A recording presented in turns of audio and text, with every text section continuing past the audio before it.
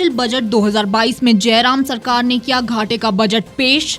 कर्ज का बोझ बढ़ा सकती है कम होती राजस्व प्राप्तियां। हिमाचल के पर्यटन स्थलों का सफर होगा सुगम। तकनीकी शिक्षा को बढ़ावा। नाटो पर खूब बरसे जेलेंस्की, कहा आपने रूस के हाथ खोल दिए। यूक्रेन में नो फ्लाई जोन की थी मांग। 10 दिनों से चल रही रूस यूक्रेन जंग खत्म करना चाहता है रूस। पुतिन ने बातचीत के लिए यूक्रेन के सामने रखी ये 3 शर्तें। LAC पर पिघलेगी चीन के साथ संबंधों पर जमी बर्फ। भारत ने की वार्ता की पेशकश, अगले सप्ताह चर्चा संभव। और अमिताभ बच्चन के झुंड ने तोड़ी सभी रिकॉर्ड्स। उम्मीदों पर खरा उतरते हुए फिल्म ने शुक्रवार को यानी पहले ही दिन बॉक्स ऑफिस पर ताबड़तोड़ कमाई की।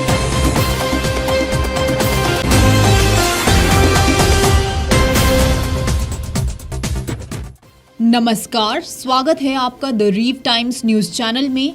मैं हूं दीप्ति ठाकुर। अब खबरें विस्तार से।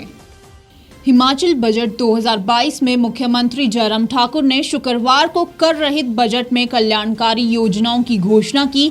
इसमें भी पिछले 4 बजट की 10 नई योजनाएं शामिल है। बढ़ता राजकोषीय व राजस्व घाटा और कम राजस्व प्राप्तियां आने वाले समय में अर्थव्यवस्था पर कर्ज का बोझ बढ़ा सकती है। मुख्यमंत्री ने सामाजिक सुरक्षा पेंशन का दायरा बढ़ाने के साथ इसमें बढ़ोतरी की घोषणा की है। दिहाड़ी बढ़ाई गई है। आंगनबाड़ी कार्यकर्ताओं, सहायिकाओं, आशा वर्कर, सिलाई अध्यापिकाओं, जल वाहकों, जल रक्षकों के अलावा कई अन्य श्रेणियों को राहत दी गई। चुनावी साल में की गई इन घोषणाओं को मिशन रिपीट की तैयारी के रूप में देखा जा रहा है। सामाजिक सुरक्षा पेंशन के दायरे में सरकार ने कुल 7.5 लाख से अधिक लोगों को शामिल कर दिया है और इस पर 1300 करोड़ रुपए खर्च होंगे। कांग्रेस के शासन में सामाजिक सुरक्षा पेंशन पर 500 करोड़ से कम राशि खर्च होती है। नीति निर्धारण के बजाय सरकार ने आउटसोर्स कर्मियों के लिए न्यूनतम मानदेय को तय कर दिया है। अर्थव्यवस्था का अंदाजा इसी से लगाया जा सकता है कि 2021-22 के 37,312 करोड़ के मुकाबले आगामी वित्त वर्ष में प्रदेश की राजस्व प्राप्तियां 36,375 करोड़ होगी। राजस्व प्राप्तियों में 937 करोड़ की कमी आई है। चालू वित्त वर्ष के 37,034 करोड़ के मुकाबले आगामी वित्त वर्ष में राजस्व खर्च 40,278 करोड़ खर्च होगा। राजस्व खर्च में 3,244 करोड़ की वृद्धि हो रही है। खर्च बढ़ रहे हैं और आमदनी कम हो रही है। राजकोषीय घाटा भी चालू वित्त वर्ष के 7,798 करोड़ से बढ़कर आगामी वित्त वर्ष में 9,602 करोड़ होगा। राजकोषीय घाटा GDP के 5% से थोड़ा कम है। 2018-19 में सरकार पर 50,773 करोड़ और 2019-20 में 56,107 करोड़, 2020-21 में 60,993 करोड़ और चालू वित्त वर्ष में 21 फरवरी तक 63,200 करोड़ का कर्ज था। वर्तमान वित्त वर्ष में तय सीमा के तहत ऋण लेने पर कर्ज का आंकड़ा 59,000 करोड़ तक पहुंच सकता है।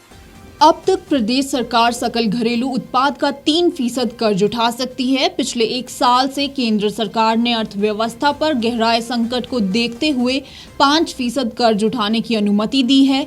अब कुछ वर्षों में प्रदेश सरकार 5% कर्ज उठा सकेगी। इसके लिए कानून में संशोधन होगा, जिसे देखते हुए विधानसभा के मौजूदा बजट सत्र में संशोधन लाया जाएगा। इससे पहले पिछले कुछ समय में लिए गए कर्ज को सरकार ने मंत्रिमंडल के माध्यम से नियमित करवाया था।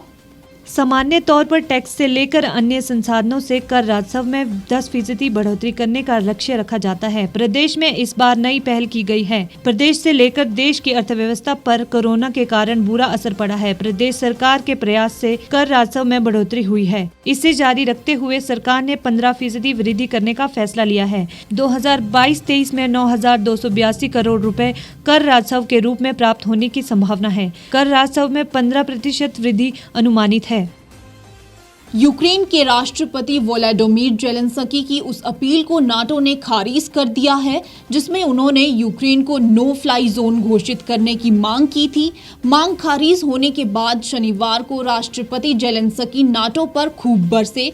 जेलेंस्की ने कहा कि पश्चिम का सैन्य गठबंधन यूक्रेन में होने वाली मौतों और विनाश के लिए जिम्मेदार होगा। उन्होंने यह भी कहा कि नाटो की कमजोरी और एकता की कमी मॉस्को के हाथों को पूरी तरह से खोल देगी। रूस हवाई हमले तेज कर देगा। आपको बता दें कि शुक्रवार को नाटो ने रूसी मिसाइलों और युद्धक विमानों से यूक्रेन को बचाने में मदद करने के लिए यूक्रेन के आग्रह को खारिज कर दिया। यूक्रेन के राष्ट्रपति वोलोडिमिर जेलेंस्की ने नाटो के इस फैसले की निंदा की है। जेलेंस्की ने अपने हालिया संबोधन के दौरान कहा, आज गठबंधन के नेतृत्व ने यूक्रेन के कस्बों और गांवों में और बमबारी को हरी झंडी दे दी। वहीं नाटो के विदेश मंत्रियों की एक बैठक में यूक्रेन के उड़ान प्रतिबंधित क्षेत्र का मुद्दा उठाया गया। इस दौरान नेताओं ने माना कि नाटो के विमान और सैनिकों को यूक्रेन में प्रवेश नहीं करना चाहिए। नाटो के महासचिव जेंस स्टोल्टेनबर्ग ने बैठक के बाद इसकी जानकारी दी। उन्होंने कहा, उल्लेखित उड़ान प्रतिबंधित क्षेत्र पर नाटो के सदस्य देशों ने सहमति जताई है कि हमें यूक्रेन में नाटो की सेना का प्रवेश या यूक्रेन हवाई क्षेत्र में नाटो के उड़ान का संचालन नहीं करना चाहिए। स्टोल्टेनबर्ग ने बताया, हम यह स्पष्ट कर चुके हैं कि हम ना तो यूक्रेन की जमीन या इसके हवाई क्षेत्र में जाने वाले हैं और बेशक उड़ान प्रतिबंध क्षेत्र को लागू करने का एकमात्र तरीका नाटो के लड़ाकू विमानों को यूक्रेनी हवाई क्षेत्र में भेजना और रूसी विमानों को मार गिराने के बाद यहां फिर से उड़ान प्रतिबंध क्षेत्र लागू करना है। उन्होंने कहा, हमारा ऐसा मानना है कि ऐसा करने से हम यूरोप में जारी भीषण युद्ध को समाप्त कर सकते हैं, जिससे लोगों को काफी कष्ट पहुंच रहा है और पीड़ा हो रही है। रूस के राष्ट्रपति व्लादिमीर पुतिन को लग रहा था कि 3 से 4 दिनों में ही उनकी सेना पूरे यूक्रेन पर कब्जा कर लेगी, लेकिन यूक्रेन की जाबाज फौज ने ऐसा होने नहीं दिया। युद्ध के 10वें दिन भी रूस को कोई बड़ी कामयाबी नहीं मिल पाई और शायद यही वजह है कि पुतिन अब बातचीत के संकेत दे रहे हैं। रूसी प्रेसिडेंट का कहना है कि यूक्रेन की राजधानी कीव और अन्य बड़े शहरों पर हवाई हमलों की खबर एक बहुत बड़ा दुष्प्रचार है। उन्होंने यह भी कहा कि अगर उनकी मांगें मान ली जाती है तो वह बातचीत करने को तैयार हैं। रूस के राष्ट्रपति कार्यालय क्रेमलिन ने कहा कि यूक्रेन के शहरों पर बमबारी की खबरें गलत और फर्जी हैं। व्लादिमीर पुतिन का यह बयान उनकी जर्मन चांसलर ओलाफ शोल्ज के साथ बातचीत के बाद आया है। पुतिन ने कहा कि यूक्रेन की राजधानी कीव और अन्य बड़े शहरों पर हवाई हमलों की खबर एक बहुत बड़ा दुष्प्रचार है। उन्होंने कहा कि यूक्रेन पर बातचीत तभी संभव है जब उनकी मांगें मान ली जाए। क्रेमलिन के अनुसार राष्ट्रपति ने इस बात की पुष्टि की है कि रूस के लिए यूक्रेनी पक्ष और अन्य सभी के साथ वार्ता का विकल्प खुला है, लेकिन शर्त है कि रूस की सभी मांगों को मान लिया जाए। रूस की मांगों में यूक्रेन का तटस्थ और गैर परमाणु देश होना, उसके द्वारा क्रीमिया को रूस का हिस्सा मानना और पूर्वी यूक्रेन के अलगाववादी क्षेत्रों की संप्रभुता शामिल है। रूस की तरफ से तीसरे दौर की वार्ता को लेकर उम्मीद जाहिर की गई है। साथ ही यह आशा भी जताई गई है कि यूक्रेन की सरकार ताकरीक और सकारात्मक रुख दिखाएगी। कीव के वार्ताकारों के अनुसार दोनों पक्षों के बीच अगले दौर की बातचीत सप्ताह के अंत में होने की संभावना है। गौरतलब है कि यूक्रेन और रूस के बीच अब तक 2 दौर की वार्ता हो चुकी है। हालांकि इस बातचीत में अभी तक कोई खास नतीजा नहीं निकला है। यूक्रेन पर रूसी हमले के 9 दिन बीत चुके हैं। रूसी सेना द्वारा यूक्रेन पर अचानक हमला करने और तीव्र गति से कीव पर कब्जा करने की रणनीति कामयाब होते नहीं दिख रही है। रूसी फौज की ओर से लगातार यूक्रेन के बड़े शहरों को निशाना बनाया जा रहा है। इस जंग में अब तक बड़ी संख्या में आम नागरिकों की मौत हो गई है। हालांकि रूस का कहना है कि उसने नागरिकों को निशाना बनाकर गोलीबारी नहीं की। भारत ने वास्तविक नियंत्रण रेखा LAC पर जारी सीमा गतिरोध को हल करने के लिए चीन के साथ अगले दौर की बातचीत के लिए सोमवार और मंगलवार का प्रस्ताव रखा है। इकोनॉमिक टाइम्स ने अपनी एक रिपोर्ट में सरकारी सूत्रों के हवाले से यह जानकारी दी है। सरकार को रविवार से पहले बीजिंग से प्रतिक्रिया मिलने की उम्मीद है। चर्चा का उद्देश्य दोनों देशों के सैनिकों के बीच जारी गतिरोध को खत्म करते हुए सभी विवादित स्थलों से सैनिकों को वापस बुलाना है। एक अधिकारी ने कहा, बातचीत हॉट स्प्रिंग पर केंद्रित हो सकता है। यहां 2020 से दोनों देशों के सैनिक आमने सामने हैं। दोनों पक्ष इस मुद्दे को हल करने और शांति बनाए रखने के इच्छुक हैं। इस मुद्दे पर समाधान हो जाने के बाद देपसोंग में PLA द्वारा भारतीय गश्ती को रोकने जैसे अन्य पुराने मुद्दे को उठाया जाएगा। पिछले दौर की बातचीत के बाद पेंगोंग, तसो, गलवान और गोगरा से सैनिकों की वापसी हुई। आपको बता दें कि मई 2020 में PLA द्वारा बड़े पैमाने पर घुसपैठ किए जाने के बाद से कुछ क्षेत्रों में 50,000 से अधिक सैनिक एक दूसरे का सामना कर रहे हैं। भारतीय सेना भारत तिब्बत सीमा पुलिस के साथ चीन के साथ नियंत्रण रेखा की रक्षा करती है। हिमाचल प्रदेश, उत्तराखंड, सिक्किम, अरुणाचल प्रदेश और केंद्र शासित प्रदेश लद्दाख में नियंत्रण रेखा की कुल लंबाई 3,488 किलोमीटर है। आपको यह भी बता दें कि चीन अरुणाचल प्रदेश के साथ 1,126 किलोमीटर और केंद्र शासित प्रदेश लद्दाख के साथ 1,597 किलोमीटर की सीमा साझा करता है।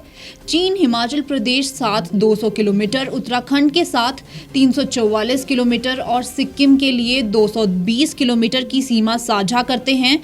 पश्चिमी, मध्य और पूर्वी क्षेत्रों में इसकी ऊंचाई 9,000 से 18,700 फीट है।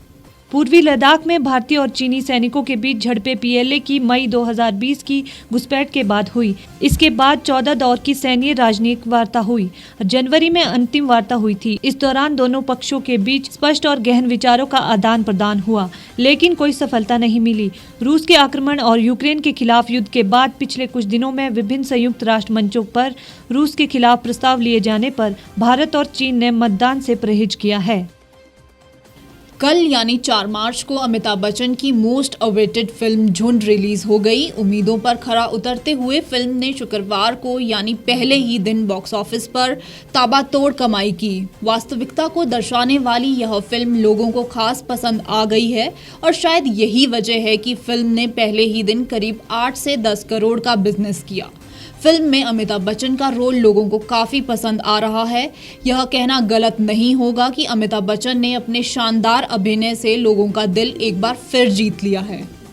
फिल्म में अमिताभ बच्चन ने कोच विजय वोराडे के रूप में अपनी एक अलग छाप छोड़ी है। फिल्म विजय बरसे की जिंदगानी से प्रेरित है, जो स्लम सॉकर एनजीओ के संस्थापक है। विजय बरसे ने अपने इस एनजीओ के जरिए झुग्गी झोपड़ी के बच्चों के बीच फुटबॉल को लोकप्रिय बनाया और इसे खेलने का साहस देकर उनकी जिंदगी भी संवारी। निर्देशक नागराज पोपटराव मंजुले ने झुंड की कहानी, स्क्रीन प्ले और डायलॉग लिखे हैं। इतना ही नहीं, उन्हें फिल्म में अभिनय करते हुए भी देखा गया है। इससे पहले वर्ष 2016 में रिलीज ओनर किलिंग पर आधारित मराठी फिल्म सौराठ का निर्देशन भी नागराज पोपटराव मंजुले ने किया था। बात करें अमिताभ बच्चन की तो वे अपने सराहनीय काम से दर्शकों को इम्प्रेस करने में कामयाब हुए हैं। अमिताभ बच्चन को आखिरी बार इमरान हाशमी के साथ फिल्म चेहरे में देखा गया था। जल्द ही वे रणबीर कपूर और आलिया भट्ट के साथ ब्रह्मास्त्र में भी दिखाई देंगे। इसके अलावा रनवे 34 भी उनकी अपकमिंग फिल्म है। इस बुलेटिन में फिलहाल इतना ही। बाकी तमाम खबरों के लिए आप जुड़े रहिए और देखते रहिए द रीव टाइम्स।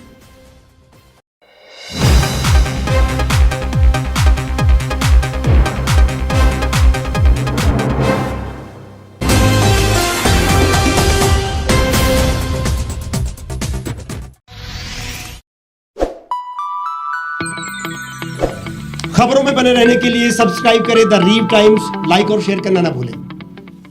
एक छत के नीचे सुविधाओं का अब उठाएं लाभ।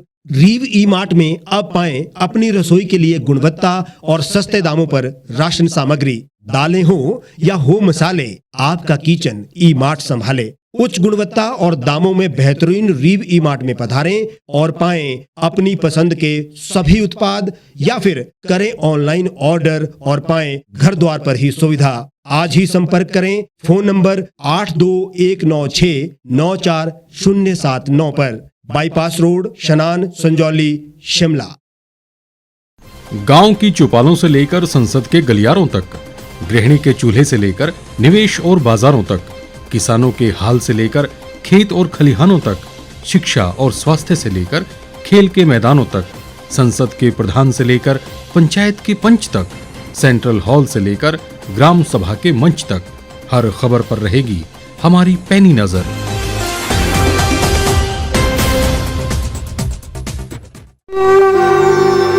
भारतवर्ष, जिसे आप दशकों से सुनते आए हैं कि सोने की चिड़िया थी।